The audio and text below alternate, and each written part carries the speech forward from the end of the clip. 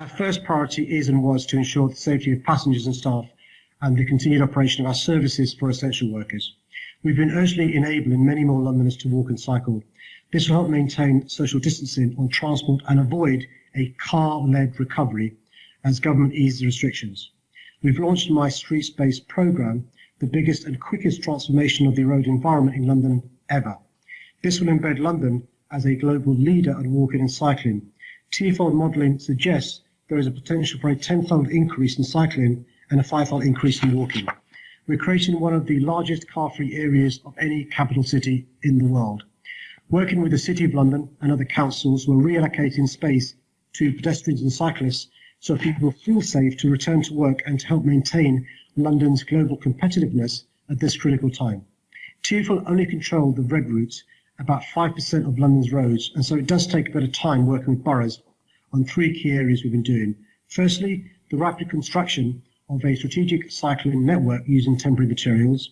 Secondly, the transformation of local centres to make local journeys safer and create safe space for queuing outside shops. And thirdly, reducing traffic on residential streets to create low traffic neighbourhoods. We've been working to ensure we have the materials, equipment and resources needed.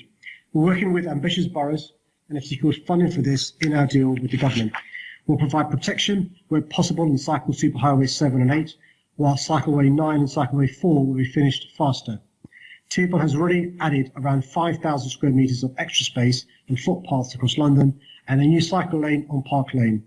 Footways have been widened in Camden, Stoke Newington, Brixton and Earls Court, and Broadway Market has been closed to traffic. These emergency temporary measures align with new government guidance issued shortly after we announced my Streetspace programme. Making London a world-leading city in which to walk and cycle should be one of the few positives to come out of this awful, terrible virus and crisis, creating a healthier and greener city for all. Thank you, Mr. Mayor. When I submitted my question, other cities were way ahead of us, and I was literally jumping up and down with frustration. Paris had got their plans out a month ago, but I must now congratulate you, your Walking and Cycling Commissioner, and the Deputy Mayor. Your street-based plans now show how London can be resilient with the space on London streets used to support social distancing. How will you make sure that every Londoner benefits from these wider pavements, new bike lanes and low traffic neighbourhoods, and in particular that outer Londoners are not left out? Can I thank you for your question? And you've always been collaborative on these issues, and I'm grateful. And we'll just add, one of the reasons why it may have appeared other cities were doing more than us is because the virus was ahead in those cities, and so their planning appeared to be before us. But I'm sure you'll agree, as the most comprehensive plans of any global city in the world.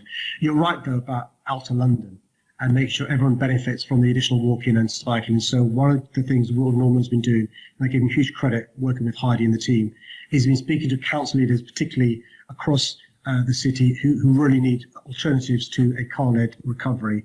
The Coalition of Willing are doing a great job, but if she's got influence over the Westminsters and the KNCs, I'd appreciate any help, because we've got to make sure we don't just have the good councils working with us so their citizens benefit, but also those councils appear to be anti-walking, anti-cycling, and in favour of a car-led recovery, it seems.